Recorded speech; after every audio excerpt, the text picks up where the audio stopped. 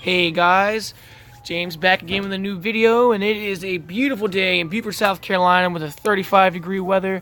High is going to be 45, so it's going to be nice and chilly all day long. It's just like I like it. And today's video is going to be pretty fun. I think I've seen a lot of people making these videos, and I kind of put my spin on this one, but today's video is going to be on 11 things that you do not want to do as a prepper. And the first thing we're going to start off by doing is talking about buying cheap flashlights. I don't know if anybody's ever been trying to replace a tire on their car, or the lights went out in the house, a grid's down, or you've been stuck in the woods for any weird reason at nighttime, or you're just exploring and you happen to have this flashlight in your bag and it doesn't work because you bought it for $1 and it's been sitting for a few weeks and now it doesn't work. You buy a cheap flashlight and you will pay the consequences.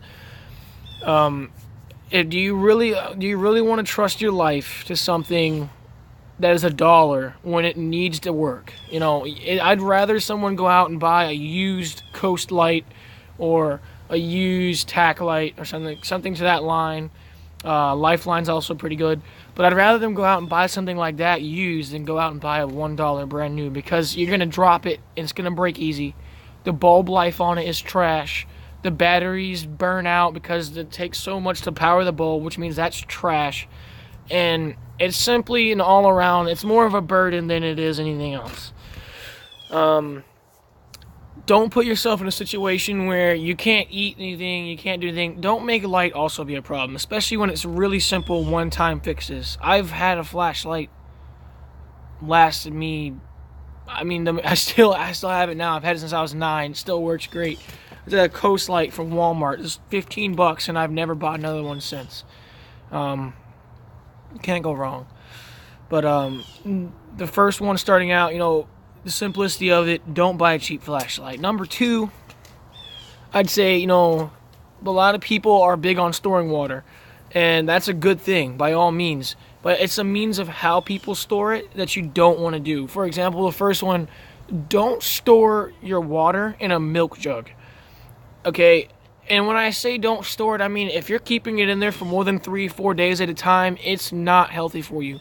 Milk jugs are designed to break down. They're designed for very short-term use because they're only designed to hold milk. And milk goes away in, 1 to 2 weeks max after it's on the shelf. What happens with it is the jug itself will fester a bunch of pests and fiendy little, diseases and stuff and get you sick. And it also degrades very quickly. So you're consuming degraded plastic at that point. And that's very unhealthy for your system, especially if you're already lowering your immune system by being in a survival scenario and stressing yourself out. That alone can break down your immune system, and the last thing you need is to have nasty, filthy water going into your system.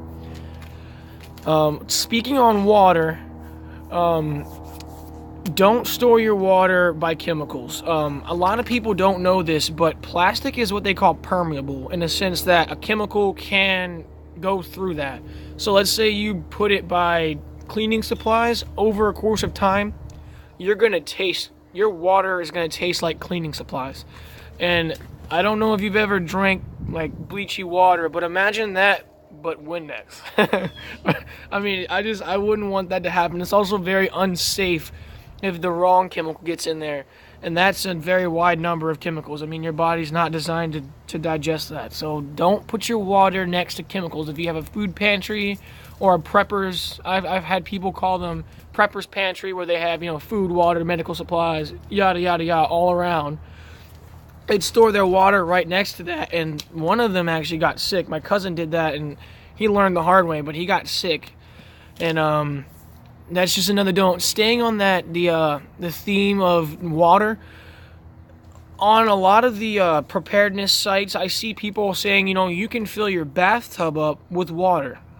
Yes, you can, and don't get me wrong, it's good to do that because you can clean stuff with that bath water. You can clean yourself with that bath water, and you can clean other materials with that bath water and rinse things off. But if you drink, let's think about it like this. If you ever came home from work and you had a mean work day, dude. Your ass stinks, balls sweating, E. coli, nut sweat, foot fungus.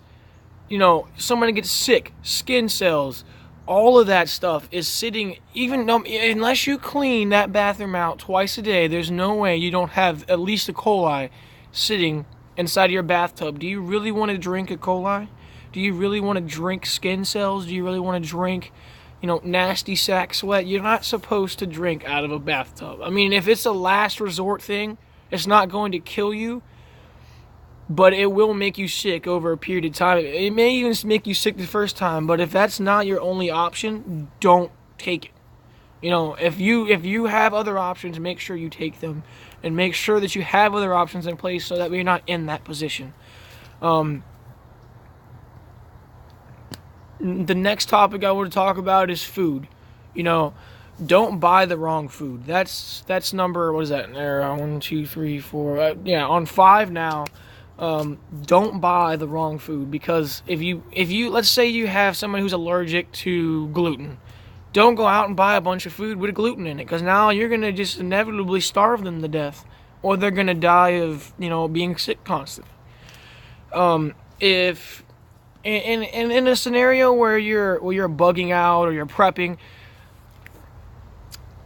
just because it's the end of the world doesn't mean you have to end eating food. There's plenty of non-perishable food that people really like. You don't have to survive off pork and beans forever.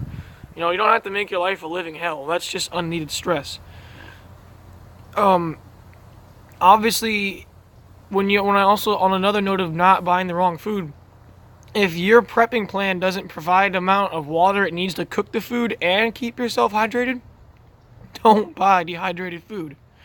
You have to have water to cook it. So don't have just enough water to make you healthy and then not enough to cook the food, unless you plan on eating powdered milk or eating powdered potatoes, stuff like that, as powder.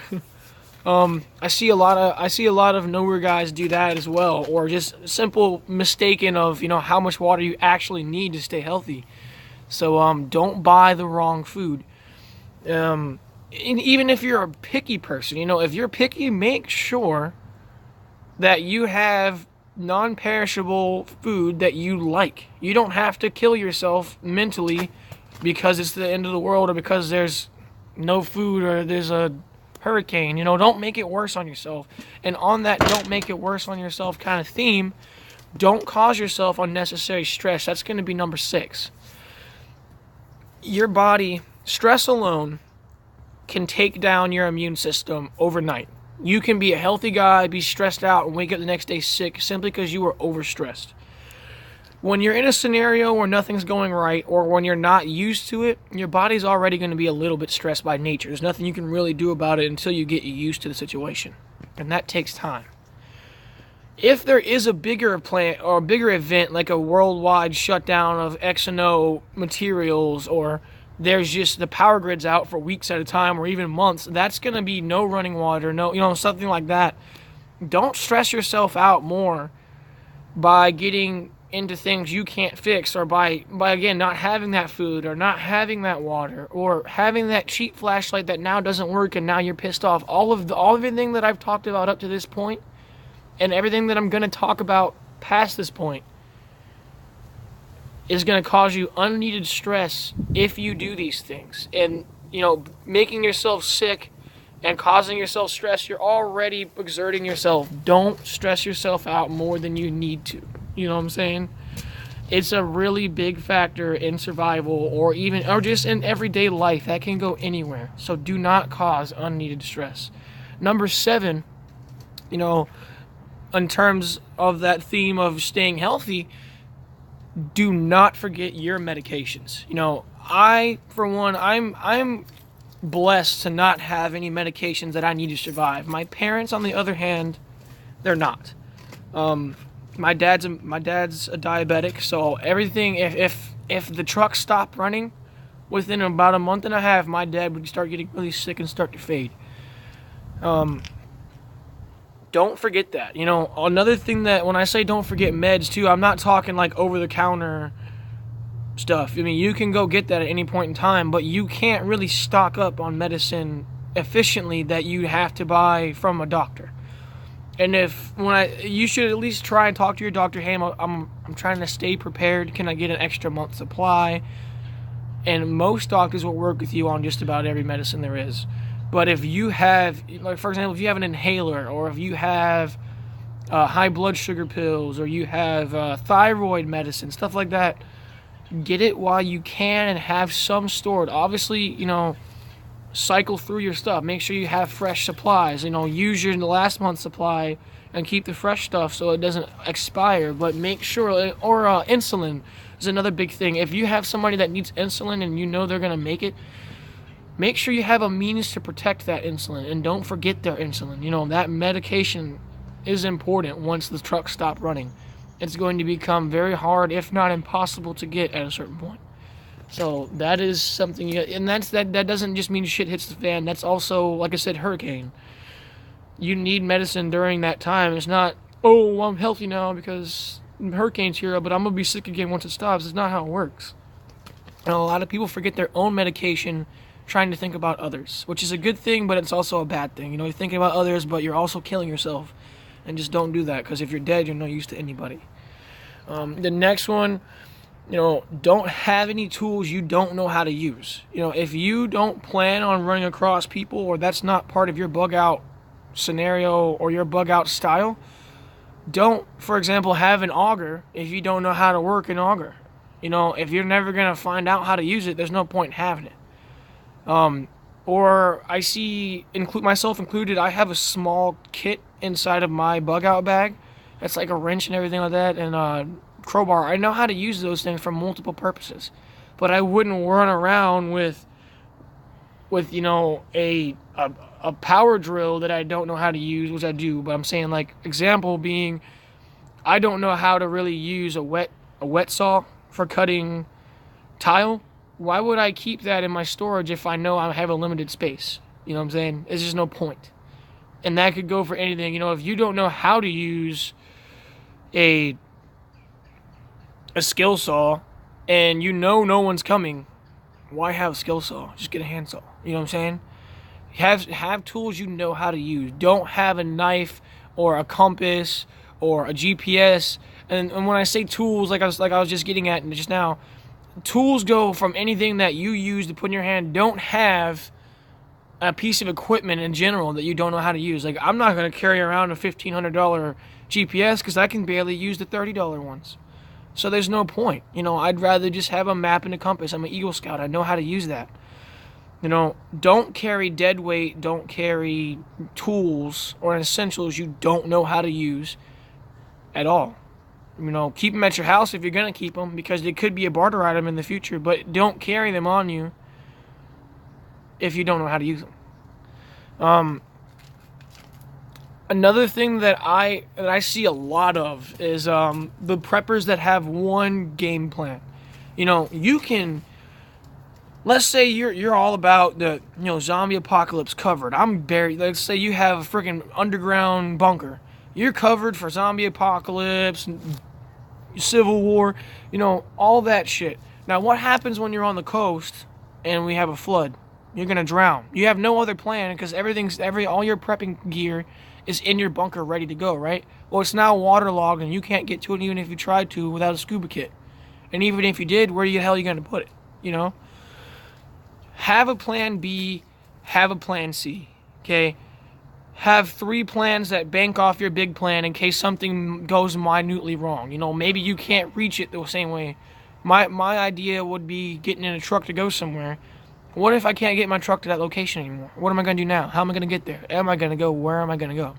Stuff like that. Have a plan B, have a plan C, and have different routes of getting to those plans. The next one is don't have a pointless kit. That's ranking out at number 10 because if a lot of people remember the last thing someone says. And when I say this, do not have a pointless kit. If you are in Beaufort, South Carolina right now, you're not going to have the same stuff in your bug out bag that somebody in California has. It's that simple thing of what do you need as a prepper. For me, and as an example, I have very good bushcraft skills, and I have very good ability to live off the land with nothing but a pocket knife. That's a hobby of mine. That's not to say that I don't carry, I carry shovels, a Bible, some glow sticks, some food, medical supplies, a flashlight, paracord, stuff like that. Other people may not be very good at that, so they might carry bigger knives. They might carry a water desalination kit, things that they just simply don't know how to do without the use of a mechanism, of tangible items, things like that. Another example is I'm wearing a hoodie right now. Okay, someone in Texas, I can guarantee you, in the summertime, is not going to be running around with a hoodie in their backpack. And if they do, it's because they have a specific need for it. They plan on doing something at nighttime, or keeping the sun off them in the daytime. Whichever they choose, they may have a shamag or a boonie hat. Me, in the summertime, I'm just going to have some extra wick underwear. It's going to be specific to your situation. Or for a better example, people in Wisconsin right now's bug out bags are probably a lot bigger because they have to carry more clothing to keep warm. They need more food, they need more water. As opposed to me, I live on the coast. I can desalinate water. There's plenty of ponds. I don't need to carry an ass ton of water on me like they do in California. So do not have a kit in short term that is not beneficial to your needs and your situation. And the last one I want to wrap up on, in terms of that, everyone under every circumstance has to keep up with their hygiene.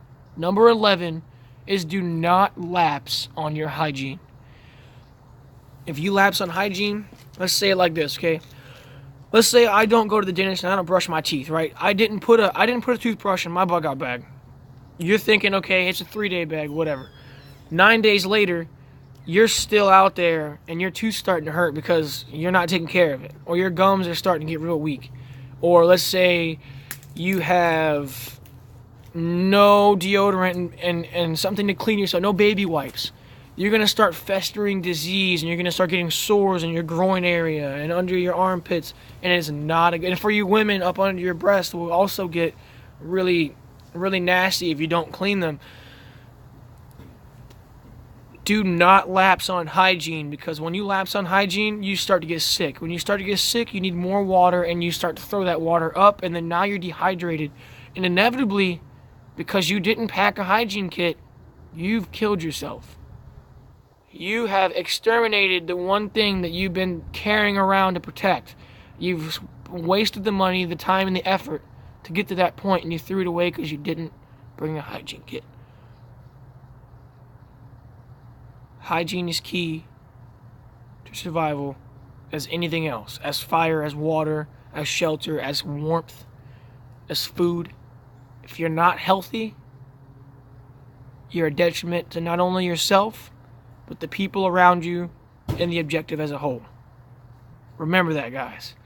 I hope you enjoyed this video, and if you guys have any questions, comments, or concerns, please leave it down there in the comments, and I'm hoping to see you again in the next video. Have a great day.